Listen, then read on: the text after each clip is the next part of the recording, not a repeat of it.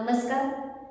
छात्र प्रबोधन आयोजित अभिवाचन स्पर्धेसाठी जी कार्यशाळा आयोजित केलेली आहे त्या कार्यशाळेत तुमच्या सगळ्यांचं खूप खूप स्वागत.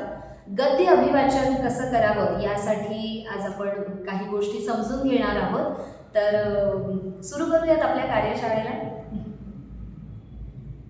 आमची छोटी मैत्रीण परवा भल्या सकाळीच बेल मारून घरात घुसली. म्हणाली, काका काका जम्माडी जम्मत ओळखा. पुढून पहिले अक्षर ना आहे, नाहीतर नकोस नुसतेच न आहे, आणि मागून दुसरे ट आहे. फुली मागून दुसरे सुद्धा नको, पहिलेच मागून पहिले क आहे. भल्या सकाळची तिची वेळ कोडी सोडवण्यात घालवण्याची इच्छा नसल्याने मी शरण चिठ्ठी दिली. नाही बुवा ओळखता येईल. ती टाळी भेटून म्हणाली, हात तिच्या, किती इझी. नाटक नाटक. आज आमच्या शाळेचे नाटक आहे, तुम्ही बघायला याल. आमची छोटी मैत्रीण परवा भल्या सकाळीच बेल मारून घरात घुसली. म्हणाली, काका जम्माडी जम्मत ओळखा. पुढून पहिले अक्षर ना आहे, नाहीतर नकोच नुसतेच न आहे, आणि मागून दुसरे ट आहे. फुली मागून दुसरे सुद्धा नको, पहिलेच मागून पहिले क आहे. भल्या सकाळची वेळ तिची कोडी सोडवण्यात घालवण्याची इच्छा नसल्याने मी शरण चिठ्ठी दिली. नाही बुवा ओळखता येईल. ती टाळी पिटून म्हणाली, हात तिच्या, किती इझी. नाटक नाटक. आज आमच्या शाळेचं नाटक आहे, तुम्ही बघायला याल. ऐकलं? एकच उतारा होता. तो दोन वेगवेगळ्या पद्धतीने आम्ही दोघींनी वाचला. पहिला उतारा प्लेन, विदाउट एनी पॉज, कुठलाही फुलस्टॉपचा विचार नाही, कुठल्याही भावनेचा विचार नाही. पण ह्या सगळ्याचा विचार करून जेव्हा हिने वाचला त्यावेळेला त्यातला सगळा भाव, त्यातली सगळी भावना ही तुमच्यापर्यंत सहज पोचली. आणि यालाच काय म्हणतात माहितीये? अभिवाचन. करेक्ट. तर थोडक्यात काय, साभिनय केलेलं वाचन म्हणजे अभिवाचन. बरोबर. विशिष्ट उद्देशाने केलेलं प्रकटीकरण म्हणजे अभिवाचन. कोणतंही बाह्य सौंदर्य न खुलवता समजून घेऊन केलेलं वाचन म्हणजे अभिवाचन. नाटक आणि वाचन यांच्या नेमक्या सीमारेषेवर असलेला हा प्रकार म्हणजेच अभिवाचन. पण मग हे अभिवाचन करताना काही तंत्र आत्मसात करणं खूप गरजेचं आहे. नाही, घाबरू नका. तंत्र म्हणजे असे काही खूप मोठे मोठे तंत्र नाहीये. तर अगदी साध्या सोप्या गोष्टी आहेत ज्या आपण आपल्या रोजच्या आयुष्यात रुटीन लाईफमध्ये सुद्धा वापरतो, पण मुद्दाम त्याचा विचार आपण कधी करत नाही वाचन करत असताना. तर तेवढ्याच काही छोट्या मोठ्या गोष्टींचा आपण बारकाईने विचार करायचा आहे, जेणेकरून आपलं अभिवाचन हे जास्तीत जास्त परिणामकारक होईल. करेक्ट. त्याच्यातला सगळ्यात पहिला महत्त्वाचा मुद्दा म्हणजे विरामचिन्हांचा योग्य वापर. आता तुम्ही म्हणाल, म्हणजे नेमकं काय करायचं? विरामचिन्ह म्हणजे काय, ती अक्षर आहेत वाचायला? तर माझं असं म्हणणं आहे की आपल्या मराठीत विरामचिन्ह म्हणजे कुठली? तर पूर्णविराम, स्वल्पविराम, प्रश्नार्थक चिन्ह, अवतरण चिन्ह, उद्गारवाचक चिन्ह, ही सगळी चिन्ह, ही सगळे आपले जे विरामचिन्ह आहेत त्याचा योग्य प्रकारे वापर करणं म्हणजे अभिवाचन आपलं व्यवस्थित परिणामकारक करणं आहे. योग्य वापर करणं आणि योग्य ठिकाणी वापर करणं हेही तितकंच महत्त्वाचं आहे. कारण मी तो पूर्णविराम वाचला की, मी तो पूर्णविराम दिलेला आहे तो वाचला, अरे पण तू तो चुकीच्या ठिकाणी वाचलास, त्यामुळे त्या वाक्याचा अर्थ बदलून गेला.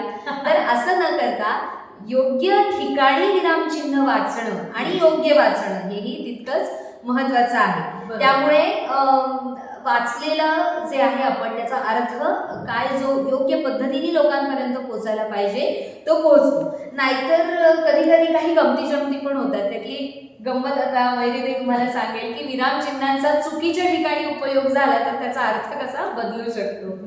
एक गमतीदार गोष्ट आहे. एक चोर असतो. तो सतत चोऱ्या करून न्यायाधीशासमोर शिक्षा भोगण्यासाठी उभा असतो. एक दिवस न्यायाधीश वैतागतात.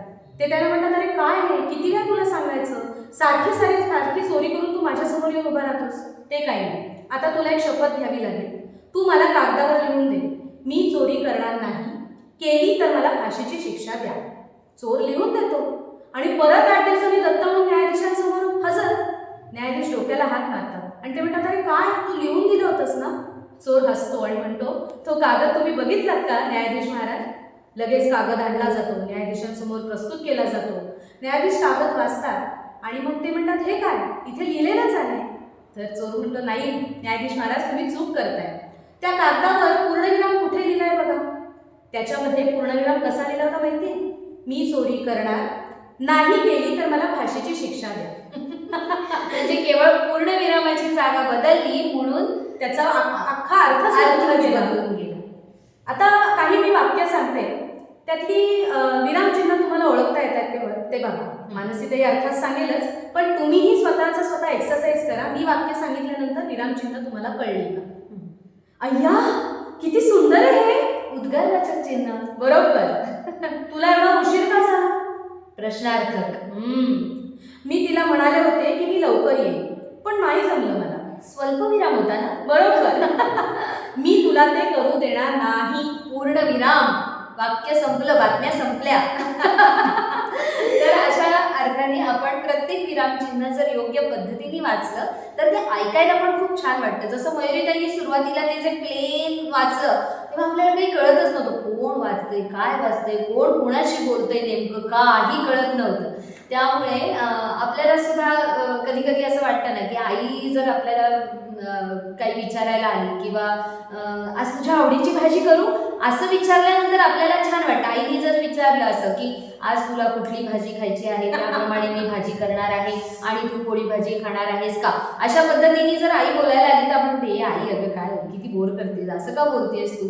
तर थोडक्यात काय की आपण सगळेच उपजत अभिनय करणारे असतो.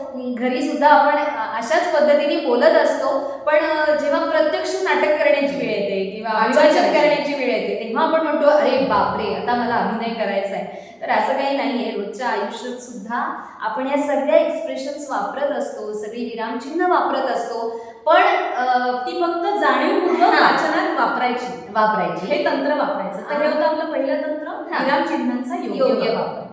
दुसरं तंत्र आहे शब्दांवरचा जोर. तो महत्वाचा आहे. जसं विरामचिन्ह चुकीच्या ठिकाणी दिल्यामुळे शब्दांचा वाक्याचा अर्थ बदलू शकतो, तसं शब्दांवरच्या जोरामुळे सुद्धा वाक्याचा अर्थ बदलू शकतो. मग नेमकं मला कसं कळणार की मी कुठल्या शब्दांवर जोर द्यायचा ते? तर त्याच्यासाठी ती संहिता 10 वेळा, 15 वेळा, 20 वेळा वाचणं गरजेचं आहे, जेणेकरून त्याचा अभिप्रेत अर्थ आधी मला कळेल आणि मग तो प्रेक्षकांपर्यंत पोहोचवण्यासाठी मी कुठल्या शब्दांवर जोर देणं गरजेचं आहे हे मला कळेल आणि मग मी तो शब्द अंडरलाईन करून ठेवीन की ह्या शब्दावर मला जोर द्यायचा आहे, म्हणजे लेखकाला अभिप्रेत असलेला अर्थ प्रेक्षकांपर्यंत पोहोचेल. मानसीताईंनी आता एक टेक्निक सांगितलं, मी त्या शब्दाच्या खाली एक अंडरलाईन करेन, एक रेघ मारेन, जेणेकरून वाचन करताना नकळत त्या शब्दावर आपल्याला जोर द्यायचा आहे हे सहज समजेल. हे तंत्र तुम्हाला जेव्हा अभिवाचन करायचं आहे तेव्हा नक्की तुम्ही वापरा, ते तुम्हाला उपयोगी पडेल. कारण वाचत असताना त्या फ्लोमध्ये आपण खूप वेगळ्या मनस्थितीत असतो. त्यावेळेला मी हे पाठ नाही करणार आहे की 4थी लाईन झाल्यानंतर 5व्या शब्दावर मला जोर द्यायचा आहे, मग 7व्या लाईनीवर मला इथे थांबायचं आहे, असं पाठांतर आपण करत नाही. त्यामुळे हे वर्किंग आपल्या स्क्रिप्टवर करणं फार गरजेचं असतं. आणि मग नेमका कुठल्या शब्दावर जोर द्यायचा, तर त्या प्रसंगाचा आशय किंवा त्या कथेचा आशय लक्षात घेऊन नेमकं कुठल्या शब्दावर जोर द्यायला हवा आहे हे आपण आधी शोधायचं असतं. हे आपलं वर्किंग आधी झालं पाहिजे. सादरीकरणाच्या आधी जेव्हा आपण आपली तयारी करतो त्या तयारीमध्ये सगळ्यात महत्त्वाचा भाग हा असतो की आपण आपल्या स्क्रिप्टवर किती काम केलंय, की किती मोठी वाक्य आहेत, मला कुठल्या शब्दांवर जोर द्यायचे आहेत, कुठली वाक्य मला तोडायची आहेत, तिथे मी खुणा केलेल्या आहेत का, हे सगळं वर्किंग आपल्याला स्क्रिप्टवर करायला. जसं नाटक बसवताना वेगवेगळे सीन्स आपण करून बघतो, वेगवेगळ्या पद्धतीने करून बघतो, तसंच अभिवाचन करताना ह्या सगळ्या गोष्टींचा पण विचार करावा लागतो. एक मिनिट मानसी, मला काय म्हणायचंय, शब्दांवरील जोर याच्यावर तू आता सांगितलंस की स्क्रिप्ट वाचायची 10-12 वेळा वाचल्यानंतर तुम्हाला ते कळतं, पण हे मला ह्या शब्दावर जोर दिल्यावर हा अर्थ येतोय हे कसं कळणार? तू आम्हाला एक सगळ्यांना उदाहरण सांग प्लीज. आता समजा मी एखादा प्रसंग वाचते आणि त्याच्यात असं वाक्य आहे की मला मिसेस बर्व्यांना भेटायचं नाही. मला मिसेस बर्व्यांना भेटायचं नाही. आता ह्याच्यात प्रत्येक वेळेला मी शब्दांवरचा जर जोर बदलला तर वाक्याचा अर्थ बदलू शकतो. मला मिसेस बर्व्यांना भेटायचं नाही. म्हणजे तुला भेटायचं नाही, बाकी कोणाला तरी भेटायचं. बाकी कोणीही भेटू शकतं, मला त्यांना भेटायचं नाही असा अर्थ आहे. अच्छा. दुसऱ्यांदा मला मिसेस बर्व्यांना भेटायचं नाहीये. एक मिनिट, म्हणजे तुला मिस्टर बर्व्यांना भेटायचंय, तुला मिसेस बर्व्यांना भेटायचं नाही. कमाल. बर, मला मिसेस बर्व्यांना भेटायचं नाहीये. म्हणजे तुला त्यांनी निरोप पाठवला तरी चालेल, तू फोन केला. ओके, बर बर बर बर. भेटायची काहीच गरज नाही, फोनवर पण बोलू शकतो. अच्छा. आणि मला मिसेस बर्व्यांना भेटायचं नाहीये. म्हणजे तुला नव्हतंच भेटायचं. किती वेळा सांगू? ओहो. नाही भेटायचं मला. का परत परत येत आहेत त्या? लक्षात आला. म्हणजे फक्त शब्दांवरला जोर बदलला की वाक्याचा पूर्ण अर्थच बदलतो. फॅन्टॅस्टिक. तर त्यामुळे आपण ती संहिता वारंवार वाचून नक्की लेखकाला काय अपेक्षित आहे अर्थ, आणि तोच आपण प्रेक्षकांपर्यंत पोहोचवतो की नाही, की मला वाटलं म्हणून मी या शब्दावर जोर दिला आणि मला पाहिजे तो अर्थ प्रेक्षकांपर्यंत पोहोचवला, असं नाहीये. नाहीतर मग ते मगासारखं होईल, मी चोरी करणार, हा. नाही केली तर मला फाशीची शिक्षा द्या. आपल्याला पाहिजे तो अर्थ नाही, तर लेखकाला जो अभिप्रेत आहे तो अर्थ आपण प्रेक्षकांपर्यंत पोहोचवणं फार महत्वाचं असतं. यात मानसीने अजून एक टेक्निक आहे जे तू आम्हाला सांगणार आहेस, जे वाचताना तुम्ही व्यवस्थित लक्षात ठेवलं पाहिजे, ते कुठलं? ते म्हणजे की मुळात आपण काय वाचणार आहोत आणि त्या वाचन करताना त्यामध्ये कुठले अवघड शब्द येणार आहेत, ते अवघड शब्द मी आधीच वाचून बघीन, त्याचा उच्चार नक्की काय आहे, तो उच्चार चुकतोय का, आणि त्याच्यासाठी मी ते जोरात वाचेन.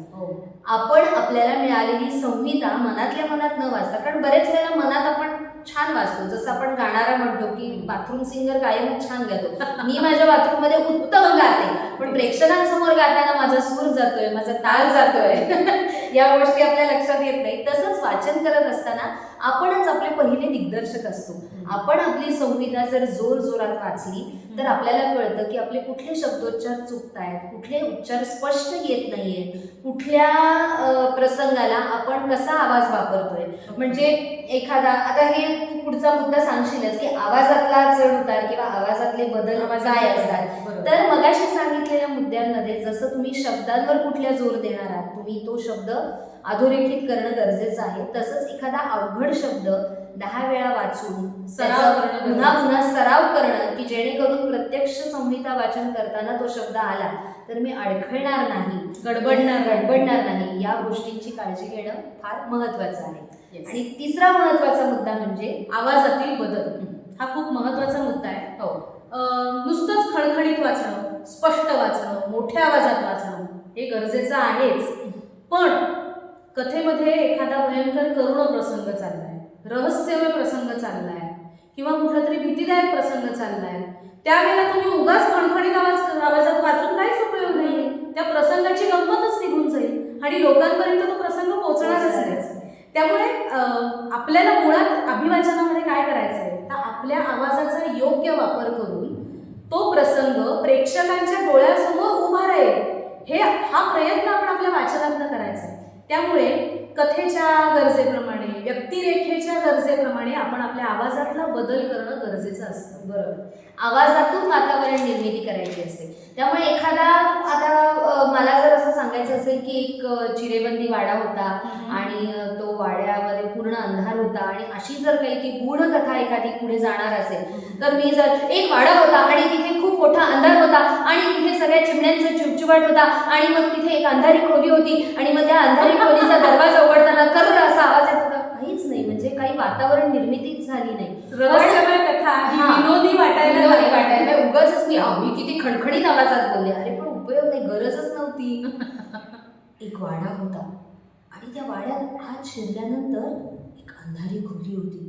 त्या खोलीचा दरवाजा उघडल्यानंतर एक विचित्र आवाज यायचा आणि ती खोली उघडल्यानंतर त्या खोलीमधून एका मागोमाग एक, ह्या पद्धतीने जर तुम्ही ती वातावरण निर्मिती करायला सुरुवात केली तर ते लोकांना वाटतं की हां काहीतरी पुढे घडणार आहे, काहीतरी पुढे घडणार आहे. धाड धाड धाड धाड धाड धाड तुम्ही सांगून टाकलं तर त्याची मजाच राहणार नाही. तर थोडक्यात काय, तर आपण जो प्रसंग लोकांसमोर उभा करायचा प्रयत्न करतोय तर त्या पद्धतीने आपल्या आवाजातून त्याला वातावरण निर्मिती करणं गरजेचं आहे आणि त्याच्या बरोबरीने एक्सप्रेशन्स देणं. कारण जरी आम्ही सुरुवातीला म्हटलेलं असलं की साभिनय वाचन, पण साभिनय वाचन ऍक्च्युअली म्हणजे अभिनय सुद्धा लिमिटेड करायचा असतो. हा. नाटकात ज्या पद्धतीने आपण Loud react लाऊड रिॲक्ट होतो, बॉडी लँग्वेज वापरतो, ती बॉडी लँग्वेज इथे नाही वापरायची. आपल्याला कंट्रोल्ड ऍक्टिंग करायचंय की चेहऱ्यावरच्या एक्सप्रेशन्स तर दिसल्या पाहिजे. किंवा मी हिला म्हणताना अगं हे मी एवढं करू शकते, पण अगं असं जर मी वाचताना केलं तर ते नाही चांगलं दिसणार. त्यामुळे आपल्याला खूप लिमिटेड अभिनय करायचा असतो, पण करायचा असतो. अगदी. अजून एक महत्वाची गोष्ट याच्यामध्ये जी आहे की कथा वाचताना बऱ्याचदा असं होतं की सूत्रधार कथा पुढे नेतो आणि त्याच्यामध्ये वेगवेगळ्या व्यक्तिरेखा येत राहतात. बरोबर. मग अशा वेळेला काय करायचं तर सूत्रधाराचा आवाज हा अगदी व्यवस्थित आपल्याला वेगळा काढता आला पाहिजे आणि मग व्यक्तिरेखांचा आवाज आपल्याला वेगळा काढता आला पाहिजे. बरोबर. त्याचं एक छोटंसं उदाहरण आपण ऐकूयात आता. पण बऱ्याच म्हणजे व्यक्तिरेखांचा आवाज आपल्याला जेव्हा ऐकवायचा असतो, वेगळा काढायचा असतो, तेव्हा त्याच्यामध्ये काय विचार करायचा असतो? ती व्यक्तिरेखा कोण आहे, ती कुठे आहे, तिचं वय काय असेल, तिची सामाजिक स्थिती काय असेल, तिची आत्ताची मनस्थिती काय असेल, या सगळ्याचा विचार करून आपल्याला त्या व्यक्तिरेखाचा आवाज ठरवायचा असतो आणि मग तो त्या त्या योग्य वेळेला काढायचा असतो. त्याचं एक छोटंसं उदाहरण आपण ऐकूया. गोष्ट खरं तर खूप मोठी आहे, त्यामुळे आपल्याला ती सगळी वाचणं शक्य नाहीये. पण त्याच्यातला थोडासा एक चंक मी वाचते, जेणेकरून नॅरेटर आणि कॅरेक्टर ह्यांच्यामधला डिफरन्स आपल्याला लक्षात येईल. शाळा सुटल्याची घंटा झाली. मला फार आनंद झाला. खूप मोठ्या कोणवाड्यात आपल्याला बळच आणून बसवलं होतं. अखेर कोणवाड्याचं दार उघडलं. मी मुक्त झालो. एका नव्या दुनियेची ओळख झाली. रस्त्यानं चालता चालता अक्का सांगत होती, भाऊ मोप नाव काढून ये साळा सुकून. वय आपल्या आईनं लय कष्ट केले, तिचं पांग फेड हा. वय शिकवून साहेब हो. वय नाही नाही तू पोलीसच हो. वय आपल्या आजीला बापाला तुरुंगात डाम. वय त्या आजीनंच आपल्या बापाचं दुसरं लग्न लावून संसार मोडला आपल्या आईचा. चांगलं धडा शिकवत्या. वय आपलं गुमान शिकायचं. वय कुणाशी उगी नाही का दुगी नाही. वय आमचे वाणी गुरुजी म्हणायचे साळ्यानंच ज्ञान येतं माणसाला. वय ते ज्ञान मिळवायचंच अशी पक्की घुंगण बांधायची. वय आणखी खूप खूप उपदेश अक्काने केले. ते मला कळत नव्हते, डोक्यातही शिरत नव्हते. तरी मी अक्कास वय वय असं म्हणत होतो. चालता चालता सुताराच्या मेटाजवळ आमच्या गल्लीची रंगबाई भेटली. अक्काला म्हणाली, काय गे अक्के, भावड्याचं नाव साळ्यात घातलं वय. वय वय मोठी आहे. रंगबाईनं माझे पटापट मुके घेतले. तिनं लावलेल्या मिसरीचा वास आला. मी उलट्या हातानं गाल पुसले. रंगबाई म्हणत होती, तर आलं लक्षात त्याच्यात 3 वेगळी कॅरेक्टर्स आली होती. तर आपला हा जो काय म्हणतात स्विच ओव्हर जो असतो, स्विचिंग जे असतं की आपण एका नॅरेटरच्या भूमिकेतून त्या कॅरेक्टरमध्ये गेलो, त्या कॅरेक्टरमधनं पुन्हा नॅरेटरमध्ये आलो, तर अशा वेळेला आपण आपल्या आवाजातला चढ उतार कसा केला पाहिजे, किमान ते कॅरेक्टर वेगळं उठून दिसेल एवढा तरी प्रयत्न. आता प्रत्येकच वेळेला सगळ्यांनाच आवाजच त्या पद्धतीने काढता येईल असं नाही, पण आपण थोडं भाषेतलं व्हेरिएशन जरी दिलं, त्याला एक वेगळा गावठी टोन जरी दिला आणि तो त्या पद्धतीने वाचला, तरी सुद्धा आपल्याला ते कॅरेक्टर वेगळं दाखवता येईल. आता रंगाई याच्यामध्ये रंभाई आणि अक्का या दोन्ही फिमेल कॅरेक्टर्स होत्या, स्त्री व्यक्तिरेखा होत्या, पण त्या दोघींचा आवाजही वेगवेगळा होता. रंभाई एक वयाने मोठी असल्यामुळे, मानाने मोठी असल्यामुळे आपोआपच तिचा चढा सुरू होता आणि अक्का ही त्याची ताई असल्यामुळे, त्याला समजावून सांगत असल्यामुळे तिचा सूर एक समजुतीचा होता. या सुरांचा डिफरन्स आपल्याला आपल्या आवाजातनं प्रेक्षकांपर्यंत पोचवायचा असतो. याच्यासाठी एक खूप चांगलं उदाहरण आपल्यासाठी, म्हणजे आपण तसेही खूप फॉर्च्युनेट आहोत, भाग्यवान आहोत की आपल्याला पुलं लाभले होते. आपल्याला मोठी परंपरा आहे आपल्या साहित्याला. तर पुलंचं कुठलंही व्यक्ती आणि वल्ली तुम्ही ऐकलं ना, कुठलंही कथन ऐकलं तरी तुम्हाला त्यातले कॅरेक्टर्स अगदी सहज कळतील. इतके छान पुलांनी ते वेगवेगळ्या पद्धतीने सांगितलेले आहेत. आणि तुला माहिती का मयुरीताई की बऱ्याच वेळा असं म्हटलं जातं की ही सगळी कॅरेक्टर्स काल्पनिक आहेत. हो ना, म्हणजे पु ल देशपांडेंनी कुठलीच कॅरेक्टर्स प्रत्यक्ष बघितलेली नाहीत, त्यांच्या कल्पनेतनं ती आलेली आहेत, पण त्यांच्या वाचनातून ती इतकी त्यांनी जिवंत केलेली आहे की आपल्याला असं वाटतं की खरंच कोकणात गेल्यानंतर एखाद्या माणसाला बघून हा अंतुकर्वाच असणार, हा नारायणच असणार, हे चितळे मास्तर असेच असणार, असं आपल्याला जाणवतं, कारण त्यांनी त्या वाचनातून आणि कुठलीही देहबोली न वापरता केवळ त्यांच्या आवाजातून त्यांचे गुणविशेष सांगून ती कॅरेक्टर्स आपल्यापर्यंत इतकी प्रभावीपणे पोहोचवलेली आहे की आपल्याला जरी सांगितलं की तुम्ही हे कॅरेक्टर उभं करा, तरी सुद्धा आपण त्याचे सगळे कॅरेक्टरिस्टिक्स बरोबर तसेच दाखवू शकतो. इतक्या ताकदीने ते आपल्यापर्यंत इतके त्यांनी नेमक्या पोहोचवलंय. पद्धतीने त्यांनी ते पोहोचवलेले आहे. याच्याबरोबर अजून एक आवाजात किंवा वाचताना एक महत्वाचं आहे की संबोधन. हम्म. ए, अग, अरे ही काही संबोधनं आपल्या मराठी भाषेत आहेत. ती बरोबर. सहजपणे वापरली ना तर आपण जे वाचतोय ते प्रेक्षकांपर्यंत पोहोचायला अजून सहजता येते. म्हणजे आणि त्या नात्यातलं खोली कळते. Exactly. मी ही माझ्या किती जवळची आहे, की अगं आई नको ना असं करूस. अगं म्हटल्यानंतर ती जी जवळीक पटकन जाणवते. हा. ती नुसतं आई नको ना असं करूस असं म्हटल्यावर नाही नाही जाणवत. जाणवत. अगदीच तर बरोबर. त्याच्यासाठी हे संबोधन खूप महत्वाचं आहे. आणि सगळ्यात महत्त्वाचं म्हणजे आपण सुरुवातीला म्हटल्याप्रमाणे की आपल्या हातात स्क्रिप्ट आल्यानंतर ते जास्तीत जास्त वेळा आपण वाचणं खूप महत्त्वाचं आहे.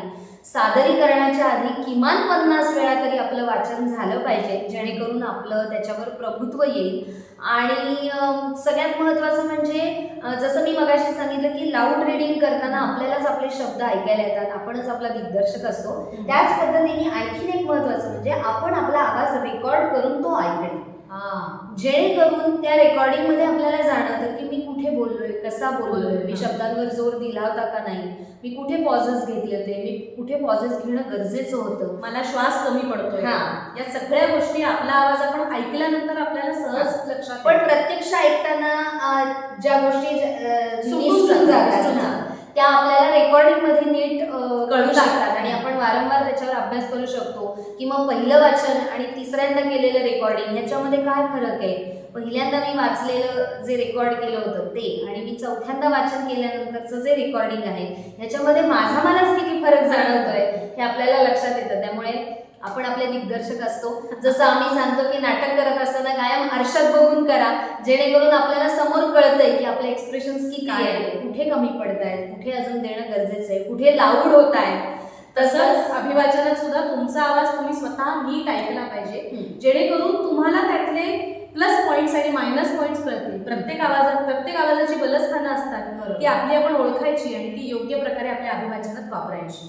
जसं एखाद्या प्रसंगाचं वाचन करत असताना एखादा अपघाताचा प्रसंग घडला असेल तर तो प्रसंग वाचताना साहजिकच आपण ते पूर्ण भावना आणूनच वाचतो की काय झालं त्या दिवशी माहिती नाही, अचानक भरधाव वेगाने 2 गाड्या आल्या आणि एकमेकांवर अशा पद्धतीने आदळल्या की आतल्या माणसाचा चक्काचूर झाला असेल याची खात्रीच पटली होती मला. आणि मग नंतर बघायला गेल्यानंतर समोरचा प्रसंग इतका भीषण होता की अंगावर सरकन काटा आला. हे जर मी एखाद्या प्रसंगाचं वाचन करत असताना वाचून दाखवलं आणि हेच जर मी एखाद्या बातमीत वाचत असेल तर बातम्या देणारी, वृत्त निवेदन करणारी बाई जर इतक्या भावनातून बातम्या सांगायला लागली तर ते आपल्याला चांगलं नाही वाटणार. त्यामुळे प्रत्येक साहित्य प्रकार वाचताना आपल्या आवाजाचा योग्य वापर करणं खूप गरजेचं आहे. की दिनांक 12 डिसेंबर रोजी अहमदनगर तालुक्यात अमुक रस्त्यावर एक अपघात झाला. दोन्ही गाड्या अतिशय भरधाव वेगाने येत असल्यामुळे एकमेकांवर आदळल्या आणि आतमधल्या माणसांचा चक्काचूर झाला असेल अशी खात्री पटली लोकांची. आणि प्रत्यक्षात लोक जेव्हा बघायला गेले तेव्हा तो अपघात फारच भीषण होता आणि लोकांच्या अंगावरही काटा आला, अशी बातमी मी दिली. पण मी जर प्रसंगाचं वाचन करत असेल तर मी त्यात भावना होत नाही. पण मी जर बातम्या देत असेल टीव्हीवर किंवा आकाशवाणीवर तर मी इतक्या भावना होतून ती बातमी वाचली तर ती चांगली वाटेल का? नाही. तर प्रत्येक साहित्य प्रकार वाचताना त्याची एक रिक्वायरमेंट आहे की कसं वाचलं गेलं पाहिजे. त्या पद्धतीने ते जर लोकांसमोर सादर झालं तर मी आता आकाशवाणीवर जर करत असेल तर विविध भारतीच्या जाहिरात प्रसारण सेवेचं हे पुणे केंद्र आहे. आपण ऐकत आहात कार्यक्रम मधुमालती. हा त्यांचा पॅटर्न आहे, ते ह्याच आवाजात बोलतात. पण हे जो तू रेडिओ मिरची लावलं तर हाय हॅलो फ्रेंड्स, तर ऐकणार आहोत आपण मधुमालती आणि यांच्या कार्यक्रमात कोण ऐकणार आहोत माहिती. त्यांचा पॅटर्न बदलला, वाक्य तीच बोलली पण त्यांचा पॅटर्न बदलला. पण प्रत्येकाचा एक जॉनर असतो, प्रत्येकाचा बोलण्याचा एक पॅटर्न असतो. तर तोही आपण फॉलो करणं की आपण बऱ्याच वेळेला व्हॉइस ओव्हरच्या ह्याच्यात सुद्धा बऱ्याच संधी उपलब्ध आहेत आता. तर व्हॉइस ओव्हर म्हणजे काय, तर ते अभिवाचनच आहे. ते एक प्रकारचं अभिवाचनच आहे, कारण तिथे तुम्ही लोकांच्या समोर येणार नाही आहात, फक्त आवाजातून तुम्ही लोकांपर्यंत पोहोचणार आहात. त्यामुळे त्या आवाजाचा योग्य वापर करून तुम्ही लोकांपर्यंत जर पोहोचलात तर ते वाचन खूप परिणामकारक येस. होतं. परत एकदा रिवाईज करू आपले 3 मुद्दे महत्त्वाचे. पहिला मुद्दा होता विरामचिन्हांचा योग्य वापर. मगाशी सांगितल्याप्रमाणे प्रत्येक विरामचिन्ह कसं वाचायचं याची थोडी स्वतःची प्रॅक्टिस केली तर तुम्हाला ते नक्की जमेल. त्यानंतर होता आवाजातील चढउतार किंवा आवाजातील बदल. आणि तिसरा महत्त्वाचा मुद्दा होता शब्दांवरील जोर. या तिन्ही तंत्रांचा योग्य वापर केला तर तुमचं अभिवाचन प्रेक्षकांपर्यंत सहज पोहोचेल. आणि वाचताना प्रेक्षकांबरोबरचा कनेक्ट सुटू देऊ नका. आणि हा सगळ्यात महत्त्वाचा मुद्दा. हा फक्त तुम्हाला तुमच्या वाचनाच्या सरावातूनच मिळू शकेल. नाहीतर काय होईल, प्रेक्षकांकडे बघायला गेल्यानंतर खालची ओळ वर खाली होईल. तर मानसीताईंनी सांगितल्याप्रमाणे 50 वेळाचा स्क्रिप्ट वाचला असेल ना तर हे नक्की होणार नाही याची गॅरंटी आहे. त्याच्यामुळे कारण आता ते पाठांतरच होतं ना, म्हणजे मी एखादं वाक्य वर बघून बोलले तरी त्याच्या पुढचं वाक्य काय आहे हे मला माहिती आहे. त्यामुळे जरी खाली बघताना गडबड झाली तरी मी बरोबर त्या वाक्यावर येणारच आहे. पण प्रेक्षकांशी कनेक्ट फार महत्वाचा अभिवाचन करताना. नाहीतर अभिवाचन खाली मान घालून वाचायला लागला आणि प्रेक्षक समोरनं उठून गेले तर आपल्याला कळणारच नाही. आणि हा त्यातला गमतीचा मुद्दा. सादरीकरण कला असल्यामुळे ती प्रेक्षकांसाठी आहे आणि ती प्रेक्षकांपर्यंत पोहोचणं गरजेचं आहे. म्हणून तो कनेक्ट खूप महत्वाचा आहे. म्हणून तुमच्यामधली आणि प्रेक्षकांमधली इंटरॅक्शन खूप महत्वाची. प्रेक्षकही आपल्याला वेळोवेळी दाद देत असतात. ती दाद आपण घेणं हेही तितकंच महत्वाचं असतं. आणि तो गिव्ह अँड टेक जर प्रेक्षकांमध्ये आणि आपल्यामध्ये राहिला तर ते अभिवाचन जास्त जिवंत होतं आणि प्रेक्षकांपर्यंत पोचतं. शेवटी सांगताना मला असं वाटतं मानसिक एकच मुद्दा आणखीन सांगायचा राहिला तो म्हणजे असा, वाचन करताना कायम स्क्रिप्ट आपल्या डोळ्यासमोर असावी. ताठ बसून वाचन करावं जेणेकरून आपला आवाज पोटातून येईल, घशावर ताण येणार नाही. कारण सलग 50 आता आपली जी स्पर्धा आहे त्याच्यात टाइम लिमिट 40 ते 50 मिनिटाचा आहे. तर 40 ते 50 मिनिटाचं अभिवाचन करताना आपल्या घशावर ताण येणार नाही याचाही आपण विचार केला पाहिजे. त्यामुळे पोटातनं तुम्ही जर जितकं बोलाल, कारण आपण असं बसून असं वाचायला गेलो की पूर्ण घशावर ताण येतो आणि मग थोड्या वेळाने आपला आवाज असा असा असा व्हायला पोटात श्वास पुरतच नाही करत. त्यामुळे तुम्ही ताठ बसून जर पूर्ण श्वास घेतलात आणि पोटातनं बोललात आणि अशी स्क्रिप्ट धरून बोललात तर तुमचा थ्रो डायरेक्ट प्रेक्षकांपर्यंत जातो. खाली मान घालून वाचलं की तुमचा थ्रो ह्या दिशेने जातो. खूप महत्वाचा मुद्दा आहे, सगळ्यांनी प्लीज लक्षात घ्या. आणि मग तुमचे शब्द लोकांपर्यंत नीट पोहोचतच नाही. आपला शब्द लोकांपर्यंत पोहोचणं गरजेचं आहे. कारण ती स्क्रिप्ट आपण 50 वेळा वाचलेली असली तरी प्रेक्षक पहिल्यांदाच ऐकत असतात. त्यामुळे आपल्याला जरी असं वाटलं की हा शब्द नाही ऐकायला गेला तरी काही फरक पडत नाही, तर तसं नाहीये. एखादा शब्द जरी प्रेक्षकांना ऐकायला गेला नाही तरी त्यांची लिंक तुटू शकते. त्यामुळे सुरुवातीपासून शेवटपर्यंतचा शब्द लोकांपर्यंत छान ऐकायला जाणं ही आपली जबाबदारी असते. त्यामुळे कायम स्क्रिप्ट असं आणि पोटातून बोललं की ते प्रेक्षकांपर्यंत छान पोहोचतं.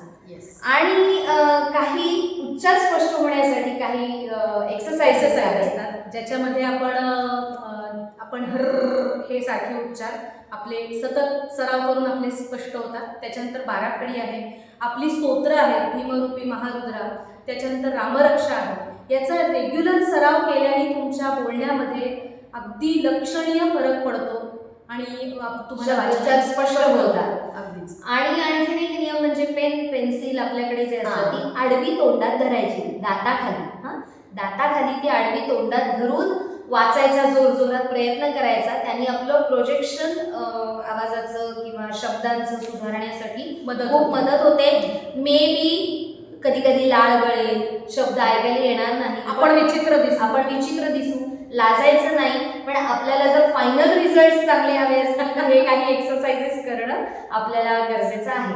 त्यामुळे ह्या सगळ्या गोष्टी लक्षात ठेवून जर वाचन केलं तर ते उत्तमच होणार आहे. त्यामुळे तुम्हाला सगळ्यांना ऑल द बेस्ट, शुभेच्छा. खूप छान संहिता निवडा आणि त्या संहितेचं उत्तम वाचन, या तंत्राचा वापर करून उत्तम वाचन करा, सादर करा आणि भेटूयात स्पर्धेच्या वेळेला. All the best. थँक्यू.